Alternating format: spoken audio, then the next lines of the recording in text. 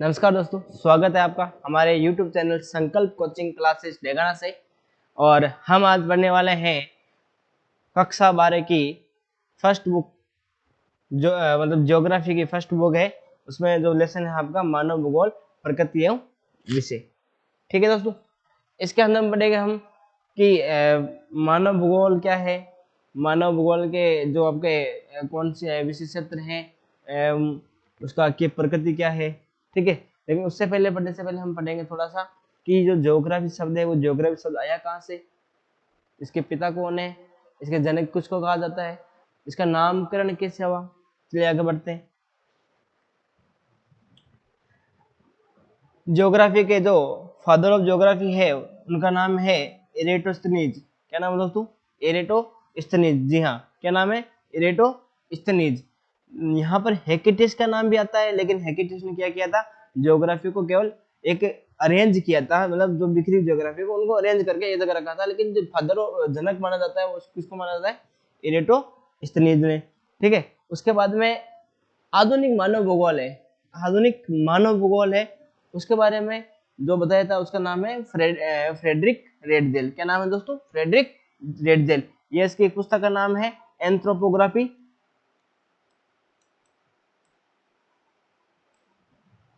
किसकी पुस्तक है ये है फ्रेडरिक रेडजेल की। किसकी है? फ्रेडरिक रेडजेल की। और इसे आधुनिक मानव भूगोल के पिता बोलते हैं।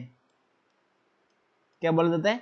आधुनिक मानव भूगोल के पिता। अब इसके नामकरण की बात आती है तो नामकरण में यहाँ पर आपको दो तीन चीजें याद रखने की जरूरत है। कंसेप्ट है, बेसिक सा कंसेप्ट है। हाँ, इसकी याद, हाँ दोस्तों, इसको याद करने की मेट्रिक की बता दूंगी। ये नाम ये नहीं याद रहते हैं तो वो भी बता दूंगा मैं। देखो, यहाँ से ले लो आई, यहाँ से ले लो एच, और इसका ले लो एफ। तो आपका यहाँ पर नाम बनता है आई एच एफ। ये तीनों क्रम से नाम लिख लो। और इनमें आपको कभी भी इसके बारे में कभी नहीं भूलेंगे कि इसके जनक कौन है, इसका जो पिता किसको कहते हैं, और आधुनिक मानव के जनक कौन है। आपको ये आसानी से याद हो जाएगा। ठीक है, अब इसके बाद कहते हैं नामकरण की। नामकरण में है आपके जो शब्द बना है आपका जियोग्राफी।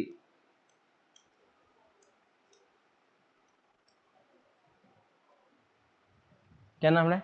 जियोग्राफी। ये ज्योग्राफी शब्द है, ये बना है जियोड से। किससे बना है? जियोड से। और जियोड का अर्थ होता है टेढ़ा मेढ़ा। क्या अर्थ होता है? टेढ़ा मेढ़ा। नहीं समझे? चलो समझाते हैं, काम यही है समझाने का। मान लीजिए आपकी ये पृथ्वी है, इससे माना जाता है कि ये पूर्णतः या तो गोल है या अंडाकार है, ऐसा बोला जाता है ना? ठीक है, जियोड का तो मैंने क्या बताया? टेढ़ा मेढ़ा, टेढ़ा मेढ़ा। या मैं इससे कह सकता हूं उभरा हुआ और धसा हुआ। राइट है दोस्तों, उभरा हुआ या धसा हुआ। ठीक है, यहाँ टेढ़ा मेढ़ा और धसा हुआ अर्थ क्या हुआ कि जो पृथ्वी है उसकी सतह पूर्णतः गोल न होकर ये कैसी है? इस प्रकार से टेढ़ी मेढ़ी है, कहीं से अंदर से धसी हुई है। ठीक है, इस प्रकार से कई अरावली पर्वतमाला इसकी श्रृंखला बाहर निकली हुई है, कई सारे महासागर इसके अंदर धसे हुए। तो जो आपकी पृथ्वी की संरचना है वो एकदम गोल न होकर वो कैसी है? टेढ़ी मेढ़ी है। और इसको इंग्लिश में बोलते हैं जियोड। और जियोड से जो जियो शब्द निकला है, ठीक है, ये फ्रेंच भाषा में, ठीक है, इसका नाम पड़ा है जियोग्राफिया। क्या नाम पड़ा है? जियोग्राफिया। और ये जो जियोग्राफिया शब्द है, ठीक है, यही से आपके शब्द जियोग्राफी की उत्पत्ति हुई है।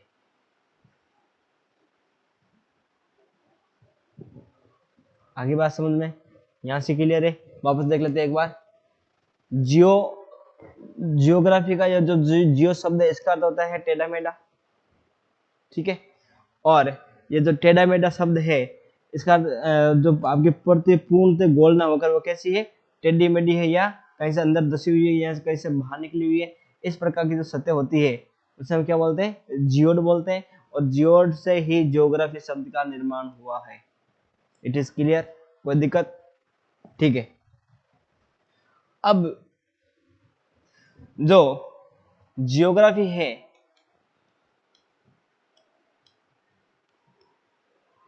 ये ज्योग्राफी है, इसको दो शाखाओं में बांट रखा है। कितने शाखाओं में बांट रखा है? दो शाखाओं, दो ब्रांचेज में बांट रखा है। कौन कौन सी वो दो ब्रांचेज है? एक तो है भौतिक भूगोल। कौन सी भूगोल है? एक तो है भौतिक भूगोल और दूसरी है आपकी मानव भूगोल।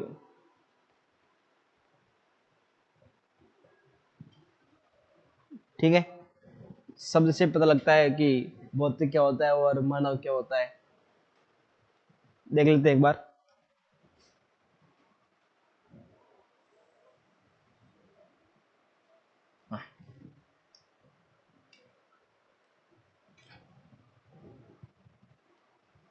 इसमें हम पर्वत पढ़ लेते हैं,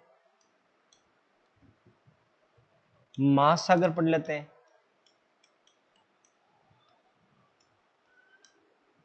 यहाँ पर आपके द्वीप पढ़ लेते हैं, महाद्वीप पढ़ लेते हैं।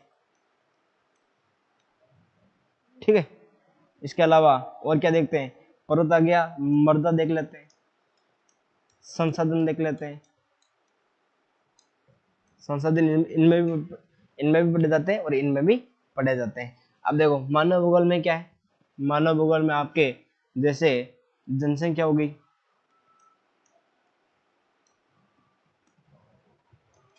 घनत्व हो गया, साक्षरता हो गई, लिंगानुपात हो गया,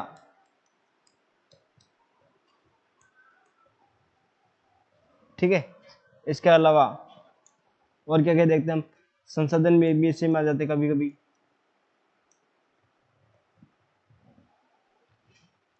आपके पर्यटन भी इसी में आ जाते हैं, संचार भी इसी में आ जाते हैं, ट्रांसपोर्ट भी इसी में आ जाते हैं।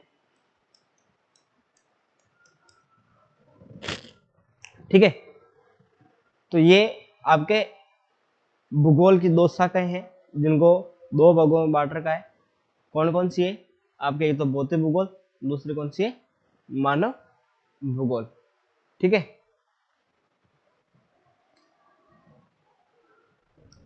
अब यहां से आपको कुछ चीजें देखनी होगी कि हमने 11th में क्या पढ़ा था और 12th में क्या पढ़ने वाले हैं। जो मैंने अभी चीजें बताई थी, ठीक है, ये कहीं ना कहीं आपने 11th में पढ़ी होगी।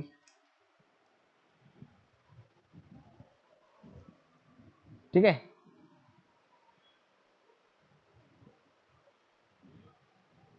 ये कक्षा 11th पढ़ी होगी और ये कक्षा 12 में पढ़ने वाले हैं। आई बात समझ में? ये कक्षा 11th का है और ये कक्षा 12th का है। इसमें हमने थोड़ी बहुत एटोनॉमी भी देखी थी, मतलब अंतरिक्ष विज्ञान, अंतरिक्ष के बारे में भी पढ़ा था, है ना। साथ में हमने ग्रहों की भी चर्चा की होगी, कौन से ग्रह किस प्रकार से बनते हैं और किस तरफ से, किस दिशा में वो चक्कर लगाते हैं। ठीक है, तो आगे चलते हैं।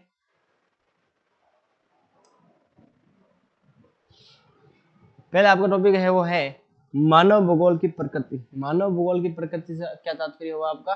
कि जो मानव भूगोल है उसकी प्रकृति कैसी है, वो उसका स्वभाव कैसा है। ठीक है, यहाँ से दो टॉपिक निकल के आते हैं सामने आपके सामने। एक तो है मानव का प्रकृतिकरण। क्या है? मानव का प्रकृतिकरण। क्या है?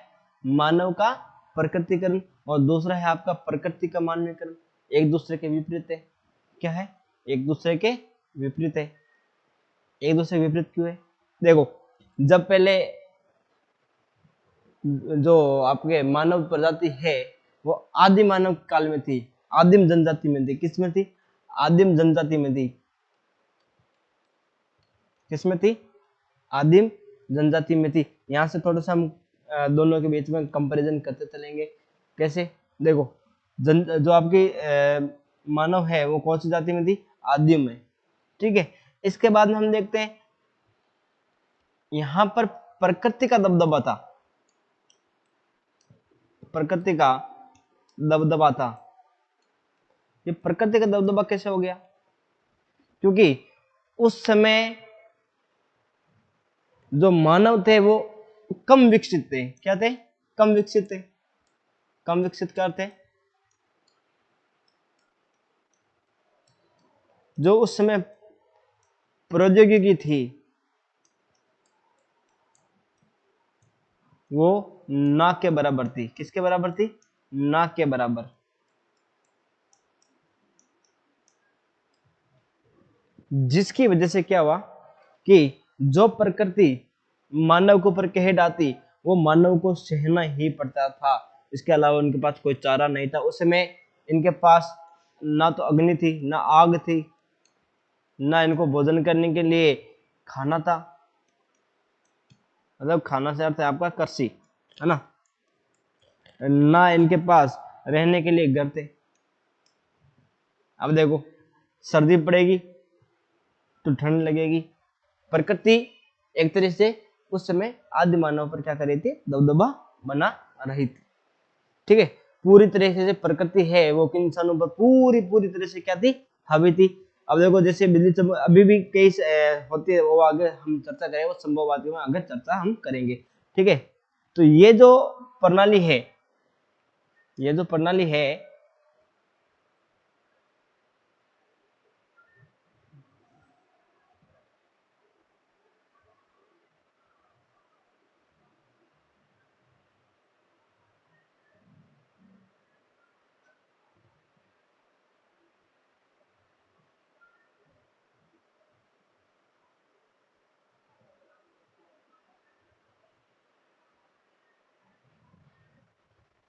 हाँ, ये जो प्रणाली है इस प्रणाली को बोला गया नियतिवाद। क्या बोला गया? नियतिवाद या निश्चयवाद।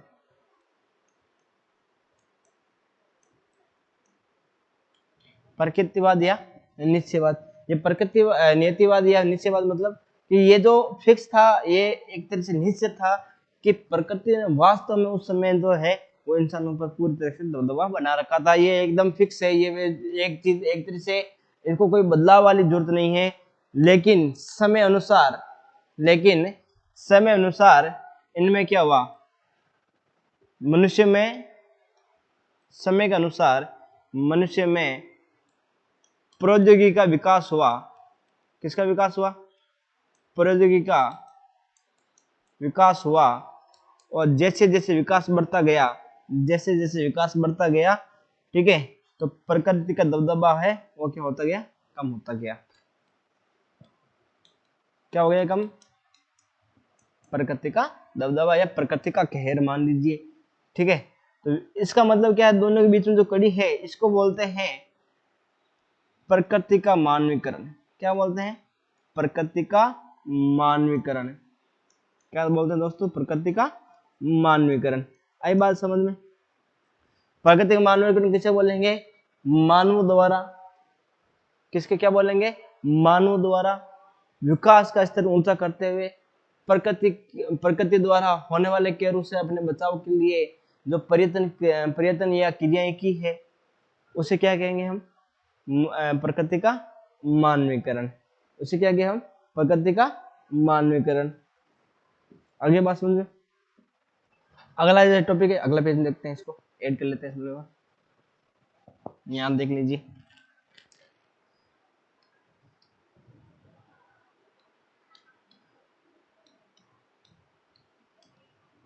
प्रकृति का मानवीकरण देख लेते हैं एक बार।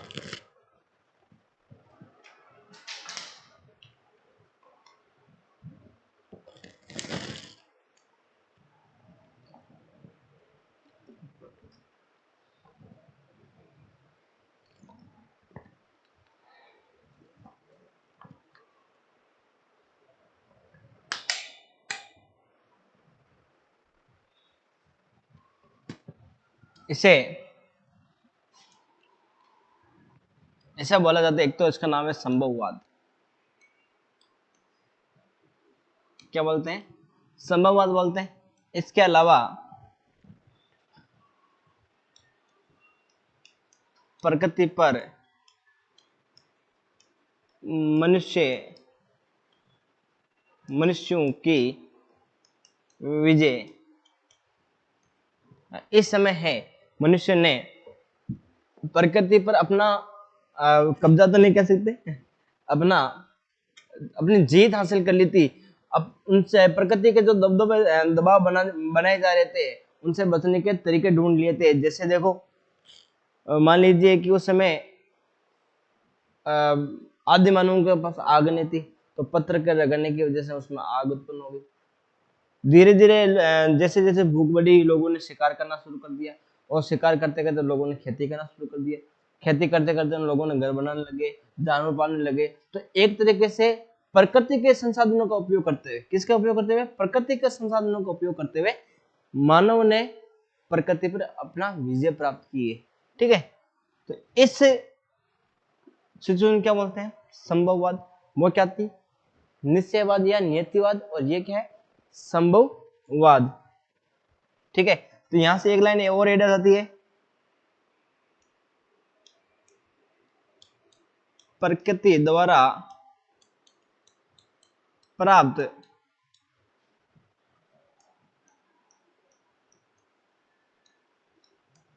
संसाधनों का उपयोग उसे बिना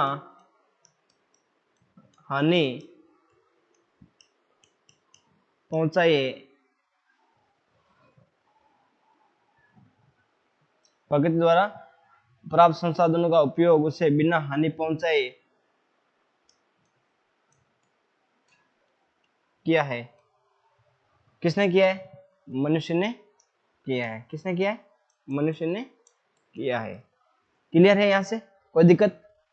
कोई दिक्कत नहीं है, चलो ठीक है, आगे बढ़ते हैं। हाँ जी, हाँ, इससे आगे बढ़ते हैं। ठीक है, देखो, यहां से आपको जो नियतिवादी है, इसका एक नाम और मैंने बताया था,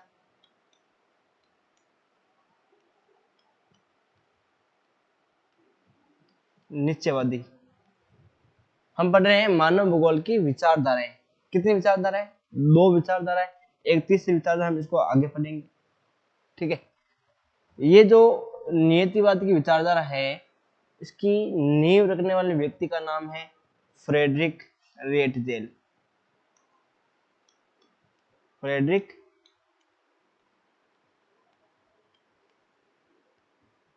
रेटजेल।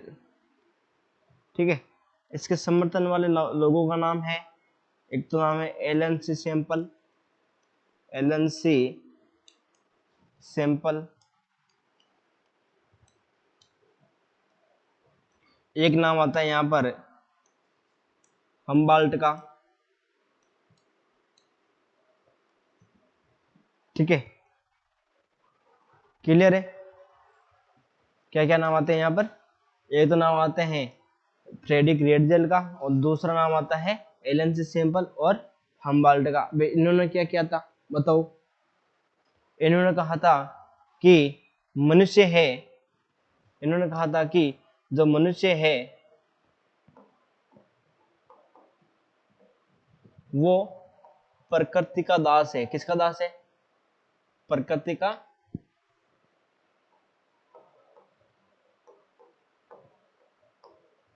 का दास है। ये किसने कहा था? ये कहा था फ्रेडरिक रेटजेल की टीम ने। किसने कहा था? फ्रेडरिक रेटजेल की टीम ने क्या कहा था कि जो मनुष्य है वो प्रकृति का दास है। कैसे दास है? देखो, इस चीज को थोड़ा समझो। मान लीजिए ये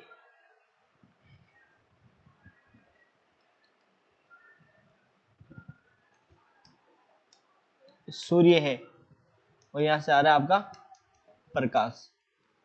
ठीक है, यहाँ पृथ्वी पर कोई आदमी है, वो निवास कर रहे हैं। अब इनके पास है और रहने के लिए घर नहीं है, घर नहीं है, ठीक है। जाति कौन सी है? आदिम जाति, मतलब आदि मानव टाइम के। हमने पहले चर्चा की थी ना, क्या चर्चा की थी? बताओ बताओ, क्या जो मनुष्य थे वो कौन से थे? आदि मानव थे। कौन से थे? आदि मानव थे। और आदि मानव होने की वजह से वहां पर उसमें प्रौद्योगिकी का ज्यादा विकास नहीं था, तो उस समय प्रकृति का ज्यादा दबदबा था। ये चीज हमने देखी थी, है ना, ठीक है। तो सीधा सीधा जो प्रकृति का है वो दबदबा बन रहा है, देखो, है ना, या इसका प्रकोप है, जो भी आप बोल सकते हो उसको। आई बात समझ में? कोई दिक्कत नहीं, चलो, ठीक है। तो किसने कहा था कि मनुष्य प्रकृति का दास है? तो ये कहा था फ्रेडरिक हेर्ज़ेल। और फ्रेडरिक हेर्ज़ेल का पुस्तक का क्या नाम है बताओ? एंथ्रोपोग्राफी। क्या नाम है? एंथ्रोपोग्राफी, फ्रेडरिक हेर्ज़ेल की पुस्तक का नाम है, ठीक है। आई बात समझ में? अब यहाँ पर अगला जो है आपके संभववादी। देखो, संभववादी, पहले चीज को समझो, संभववाद होता क्या है बताइए? क्या होता है संभववाद? संभववाद होता है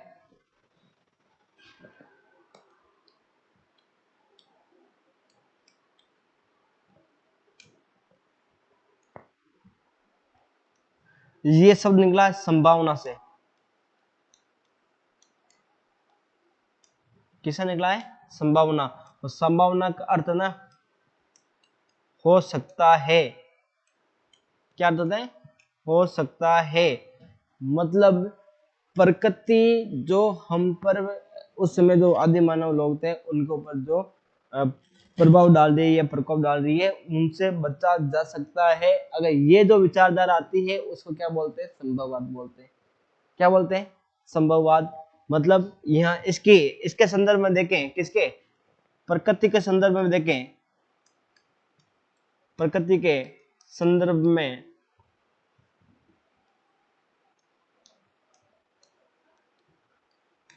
प्रकृति के संदर्भ में देखा जाए तो हम ऐसा कह सकते हैं, मानव ने प्रकृति के प्रभाव से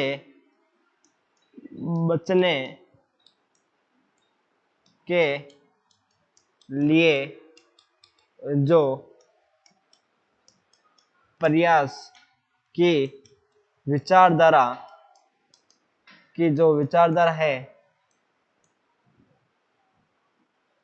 विचारधारा अपनाई, उसे क्या कहते हैं? उसे संभववाद की अवधारणा कहा जाता है। ये किसके संदर्भ में है? ये है आपके प्रकृति के संदर्भ में। किसके संदर्भ में है? प्रकृति के संदर्भ में। यहां से कोई दिक्कत नहीं है, चलो बढ़िया है, इससे आगे चलते हैं। हाँ, लिखना चाहते हो तो लिख लीजिए।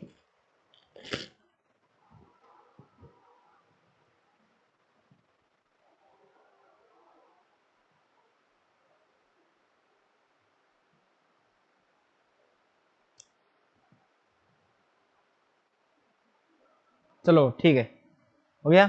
वापस चलते हैं अपने मुख्य। इसके जो संभववादी विचारधारा के जो व्यक्ति है उसका नाम आता है, क्या नाम आता है? पॉल। थोड़ा अजीब सा नाम है, बड़ा भी नाम है, विडाल, पॉल विडाल डी ला ब्लास। नहीं, ये 10 व्यक्तियों का नाम नहीं है, ये एक व्यक्ति का नाम है। उसका नाम क्या है? विडाल डी ला ब्लास, ठीक है। इसके समर्थन में आपको एक तो फेब्रे, क्या नाम है? फेब्रे। और दूसरा व्यक्ति का नाम है कार्ल सोवर। Karl sober. इस व्यक्ति, ये दो व्यक्ति है ये इसके समर्थन के व्यक्ति है। आई बात समझ में? तो संभववादी विचारधारा के जो प्रतिपादक है उसका नाम क्या है? पॉल विडाल डी ला ब्लास। क्या नाम है? पॉल विडाल डी ला ब्लास। और जो इसके साथ में समर्थन करने वाले व्यक्ति है वो दो व्यक्ति है, उनका नाम क्या है? एक तो नाम आता है फेब्रे, दूसरा नाम आता है कार्ल सोवर। एक कार्ल नाम का व्यक्ति इसमें भी आता है, याद रख लेना। एक कार्ल सोवर नाम का व्यक्ति इसमें आता है। ठीक है, क्लियर है? आगे बढ़ते हैं। हाँ, इससे पहले हम बात कर लेते हैं कि ये विडाल डी ला ब्लास वाली जो टीम है इसने संभववादी विचारधारा के बारे में क्या बोला? इसने बोला कि प्रकृति में ही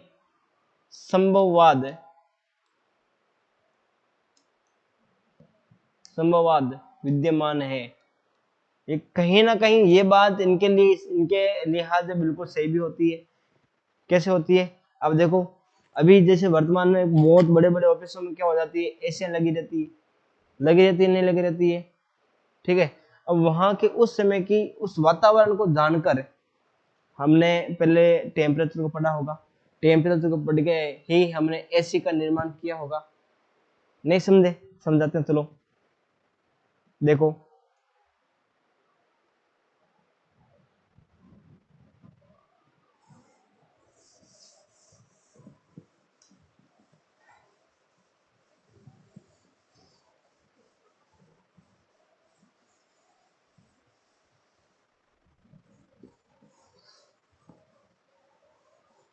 इसको भी समझा देते हैं कि मनुष्य ने सबसे पहले है वो प्रकृति को ही समझकर, प्रकृति के जो अंदर जो संसाधन है उन्हीं का उपयोग करते हुए इनसे बचने के उपाय ढूंढे हैं। कैसे?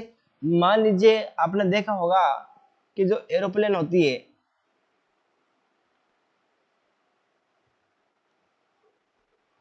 ठीक है, मान लेना ना, ये आपकी जो एरोप्लेन है इसका मुंह जो है आगे से तीखा क्यों रखा जाता है? बताओ। तीखा इसलिए रखा जाता है ताकि ये हवा को बहुत ही तेजी से आसानी से इसको आगे से काट सके और ये अपना रास्ता आगे बना सके। क्लियर है?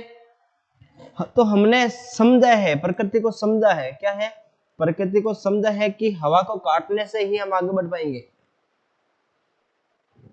और ये जो समझ है इसे संभववाद की विचारधारा कहा गया।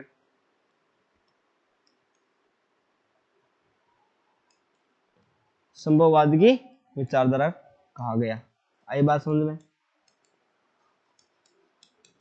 अब ऑफिसों में क्या है कि एयर कंडीशन लगा देते हैं, एसी लगा देते हैं। क्यों लगा देते हैं? ताकि हम बाहर का वातावरण अंदर के वातावरण से अलग हो जाए। बाहर बहुत ज्यादा धूप पड़ रही है, गर्मी पड़ रही है, लेकिन अंदर अच्छे आराम से ठंड में बैठे हैं। आपने देखा होगा विदेशों में या अभी इतने प्रकार की मेडिकल, इतनी प्रकार की दवाइयां आ गई है कि जो 60 साल की औरत होती है वो भी 35 साल की दिखाई देती है और किसी को पता भी नहीं चलता इसके बारे में। ठीक है, तो इन सब के बीच में जो चीज आई है उसका नाम आता है प्रौद्योगिकी। क्या नाम आता है? प्रौद्योगिकी। आई बात समझ में? प्रौद्योगिकी मतलब विकास, विकास बोल सकते हैं इसको। जो विकास आया है वो ही क्या है? ये विकास ही क्या है? प्रकृति का मानवीकरण है। क्या है? प्रकृति का है वो है मानवीकरण। किससे हुआ है? विकास के अंदर से। किससे हुआ है? विकास के कारण से हुआ है। आई बात समझ में? कोई दिक्कत? ठीक है, ठीक है, आगे बढ़े। यहां आपके एक सबसे अहम जो टॉपिक का नाम है वो है नव निश्चयवाद। देखो, निश्चयवाद किससे क्या कहा हमने? निश्चयवाद में क्या बोला था हमने? निश्चयवाद को बोला था कि जो आदि मानव है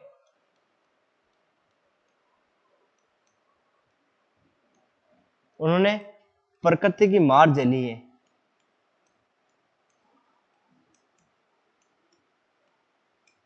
ना? सही है, कहीं ना कहीं हम इस बिंदु से एग्री भी करते हैं। इसको मानते भी है वास्तव में ऐसा कुछ हुआ था। फिर मानव ने क्या किया, प्रकृति का दोहन करना शुरू कर दिया। किससे किया, विकास से। ठीक है, तो आप ये मान लीजिए कि जो आपके ये निश्चयवाद और संभववाद, इन दोनों, इनकी जो विचारधारा है वो बहुत दूर दूर है, देख लीजिए आप, है ना। इन दोनों के मध्यस्थता जो हुआ है उसे चीज निकली है, उसका नाम है नव निश्चयवाद। बताओ कैसे, कैसे है? देखो इसने क्या किया है, इसने किया है मानव का दोहन, राइट है। और इसने क्या है, इसने किया है प्रकृति का दोहन।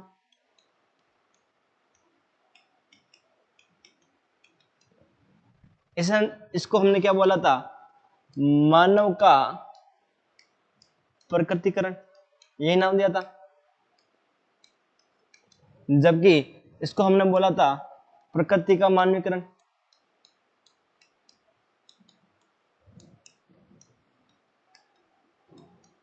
कोई दिक्कत आई बात समझ में? तो इन दोनों ने जो काम किया है, यहां से मध्यस्थता का वर्ग एक मार्ग निकलता है, रास्ता निकलता है, उससे नाम क्या दी गई है, नव निश्चयवाद। अब जो आएगा वो क्या होगा, देखो प्रकृति ने मनुष्य का दोहन किया, जब आग मनुष्य को ठंड लगी, आग नहीं थी, बरसात बरसात का पानी था, घर नहीं थे, नदी थी, पहाड़ थे, तो जो भी थे, तो प्रकृति पूरी तरह से मनुष्य पे हावी हुई। विकास हुआ, विकास हुआ तो विकास से प्रकृति दोहन होने लग गया। और प्रकृति दोहन होने के बाद में हमने देखा होगा प्रकृति में बहुत सारे बदलाव भी आने लगे। कुछ कुछ चेंजेस ऐसे होते हैं जिसको बदला नहीं जा सकता, जैसे बिजली। बिजली तो कड़केगी कड़केगी, उसमें कोई दोहराई नहीं है, लेकिन बिजली से बचने का जो उपाय है वो मनुष्य ने ढूंढ लिया कि बिजली से उपाय कैसे बचा जा सकता है। तो प्रकृति तो करती रहती है, लेकिन जो बचाव मनुष्य ने ढूंढने हैं वो दिखाता है नव निश्चयवाद। आइए बात समझ में। अब वापिस मेन मुद्दे पर आते हैं अपने। नव निश्चयवाद का प्रतिपादन किया था, उसका नाम है ग्रिफिथ टेलर। क्या नाम है दोस्तों, ग्रिफिथ टेलर। क्या नाम है, ग्रिफिथ टेलर ने, इसने इसको प्रतिपादित किया था। किसने किया था, ग्रिफिथ टेलर ने। ठीक है, अब ये जो मध्यस्थता का जो रास्ता है, इसको देखो 3 लाइट से समझा जा सकता है। जो ट्रैफिक की 3 लाइट होती है उसके द्वारा हम इसको आसानी से समझ सकते हैं। कैसे,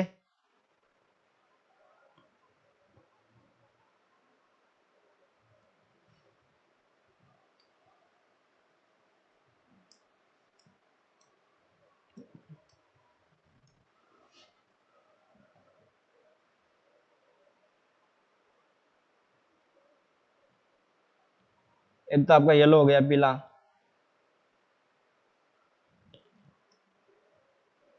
ठीक है, दूसरा गया लाल, ये तो खुद लाल ही है ना।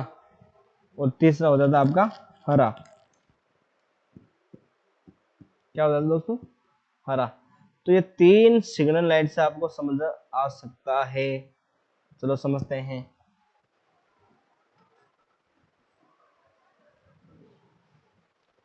लाल का अर्थ होता है ठहरो। क्या अर्थ होता है लाल का, ठहरो।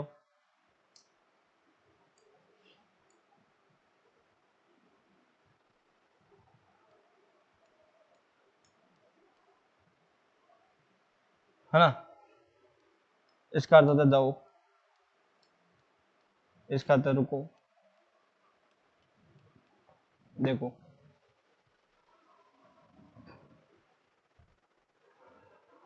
राइट, ये जो अपना ट्रैफिक में सिग्नल होते हैं, जो ये वाली है रुको और जाओ, ये वाली इस पर लागू होती। आई बात समझ में? कोई दिक्कत? कैसे? नहीं समझ में आया? देखो मैं कुछ एग्जाम्पल लिख रहा हूँ, कुछ ढंग से समझ लेना। क्या क्या एग्जाम्पल है? एक तरफ मैं कर देता हूँ निश्चयवाद, थोड़ा सा पेन बड़ा कर लेता हूँ, ये लीजिए।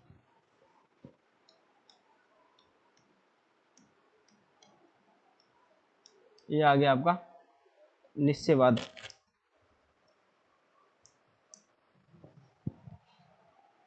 ये आ गया संभववाद। और इधर मैं कर देता हूं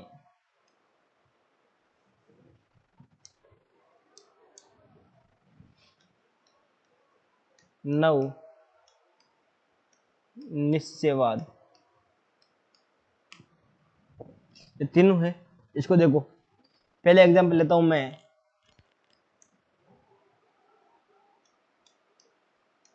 कर्षिका पहले बिल्कुल नहीं थी, निश्चयवाद में बिल्कुल नहीं थी। संभववाद में हमने क्या किया? रसायन डाले। क्या डाले? रसायन डाले। क्यों डाले? उर्वरकता बढ़ाने के लिए। और इसकी वजह से क्या हुई? मृदा है अपरदन हुआ, इसमें बंजर भूमि है उसकी मात्रा ज्यादा बढ़ने लग गई। आई बात समझ में? इसकी वजह से इसकी जगह है हमने इसको बंद करके हमने क्या किया? जो रास्ता अपनाया है वो रास्ता अपनाया हमने कौन सा? जैविक। क्लियर है? यहां से क्लियर है? दूसरा मैं ऑप्शन लेता हूं वजन। वजन से आपको मैं कर देता हूं बर्बादी।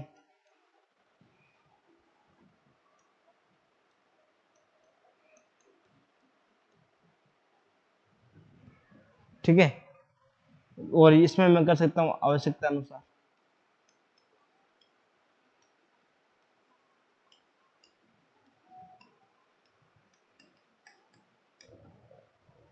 क्लियर है?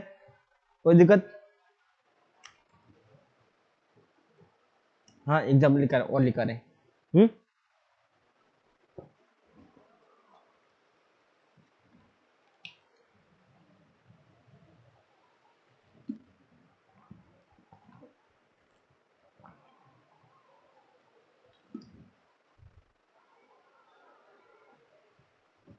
हाँ जी लिख लीजिए।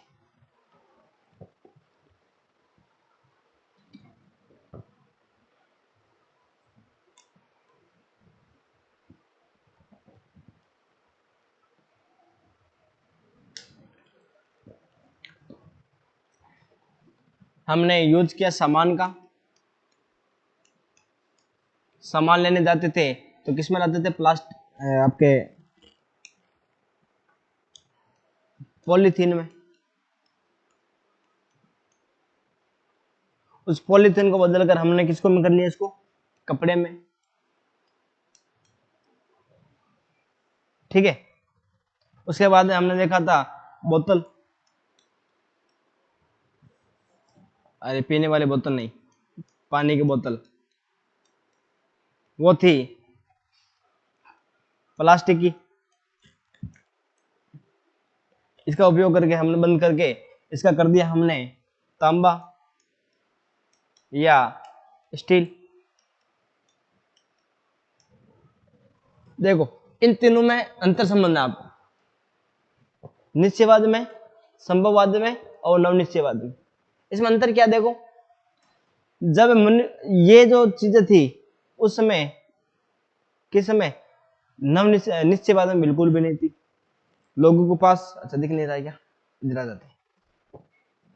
लोगों के पास कृषि करने के लिए कोई साधन नहीं था। जब कृषि करने लगे, संभववाद में आए, तो हमने क्या डाला? रसायन डाला। और रसायन डालने की वजह से क्या हुई? जो उर्वरकता वो कम हो गई, बंजर भूमि बढ़ने लगी। इन दोनों के मध्य का जो रास्ता निकाला है जिससे प्रकृति को भी नुकसान ना हो और मनुष्य की पूर्ति भी हो जाए। मनुष्य की पूर्ति भी हो जाए मनुष्य की जो आवश्यकता है उसकी पूर्ति भी हो जाए और साथ में प्रकृति का भी नुकसान ना हो, तो हमने रास्ता अपनाया जैविक खाद का। क्लियर है।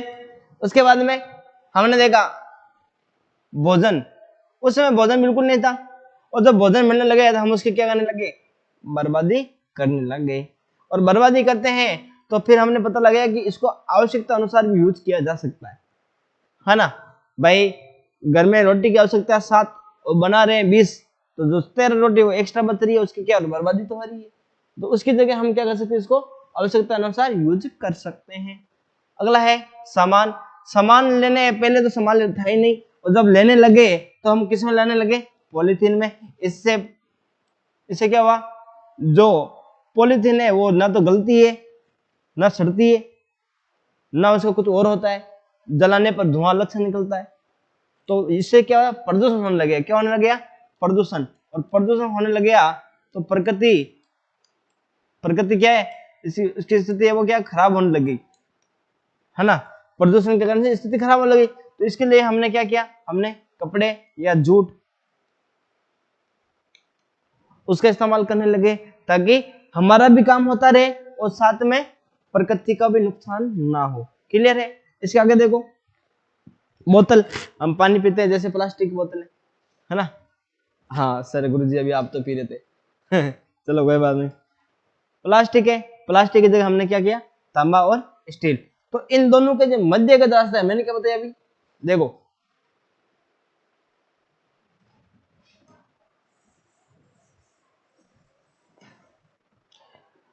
इसने का क्या, ये एक मध्यस्थता का रास्ता है, मध्य का रास्ता है, मध्य का मार्ग है, जिससे प्रकृति का भी नुकसान ना हो,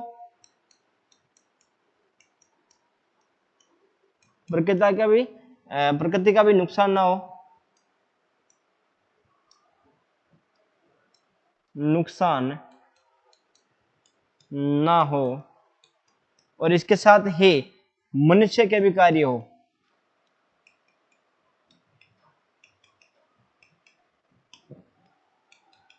ये जो बीच का रास्ता निकला है, ये किसने दिया था, ग्रेवी टेलर ने। और इसका नाम क्या है, रुको और जाओ, मतलब नवनिश्चयवाद की प्रकृति। और ये भी एक प्रकार की अवधारणा ही है। तो आज हमने 3 प्रकार की अवधारणा पढ़ी है। इसका एक हल्का सा अगला जो है, इसकी कुछ परिभाषाएं हैं वो देख लेते हैं, उसके बाद अपना चैप्टर पूरा हो जाएगा। इसमें जो 3 आपके जो मेन परिभाषाएं पूछी जाती है अक्सर, उनका नाम है, एक तो रेड जेल की, क्या किसका नाम होता है, रेड जेल। रेड जेल का पूरा नाम क्या है, फ्रेडरिक रेड जेल, है ना। इनकी पुस्तक का नाम क्या है बताओ, एंथ्रोपोग्राफी इनकी पुस्तक का नाम है। क्लियर है यहां से, कोई दिक्कत, कोई दिक्कत, चलो ठीक है। ये क्या कहता है, मानव भूगोल मानव समाजों तथा धरातल के बीच संबंधों का अध्ययन है। बिल्कुल सही बात है, एकदम सही बात बोली है। देखो मनुष्य जो कार्य करता है, ठीक है, वो किस प्रकार करता है, वो धरातल पर करता है, और कहां करता है, और वो करता है समाज में। ठीक है, इसका जो कार्य का जो असर है वो किस में पड़ेगा, प्रकृति पर। तो इनडायरेक्ट लेकर है तो जो मनुष्य ने काम किया है उन दोनों के बीच में एक संबंध है। क्या है, दोनों के बीच में क्या है, संबंध है। और इसे क्या बोला गया है, मानव भूगोल बोला गया है। क्या है, मानव भूगोल कहा गया है। यह परिभाषा किसकी है, ये परिभाषा है रेड जेल की। किसकी परिभाषा है, रेड जेल की। रेड जेल ने कहा है कि मानव भूगोल प्राय मनुष्य द्वारा धरातल और उसके समाजों में किए गए कार्य है, उनका आपस में दोनों का संबंध है, वो क्या कहलाता है, क्या कहलाता है, मानव भूगोल कहलाती है। मानव भूगोल मानव समाजों तथा धरातल के बीच संबंधों का अध्ययन है। ठीक है। उसके बाद में विडाल डिला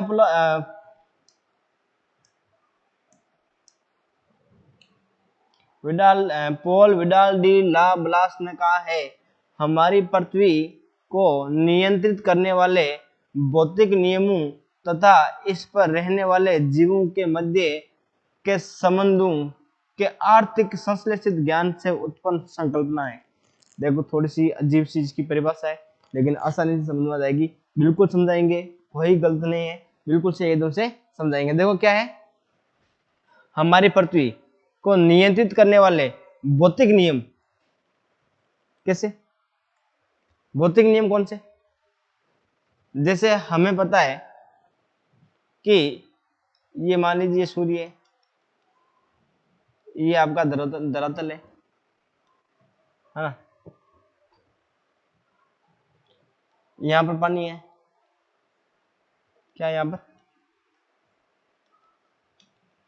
पानी है, ठीक है। हमने ताप को पढ़ा है, किसको पढ़ा है? ताप को पढ़ा है,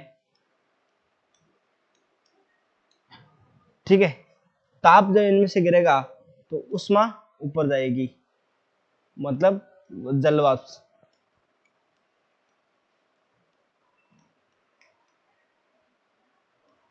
ठीक है। जलवाष्प ऊपर जाएगी तो यहाँ का जो तापमान है वो क्या होगा? वो भी बढ़ेगा। क्लियर है ना? तो जब यहाँ बादल बनेंगे, ठीक है, तो बरसेंगे भी। जब बादल बनेंगे तो साथ में बरसेंगे भी। और जो ये क्रिया हुई है इसे कहते हैं भौतिक नियम।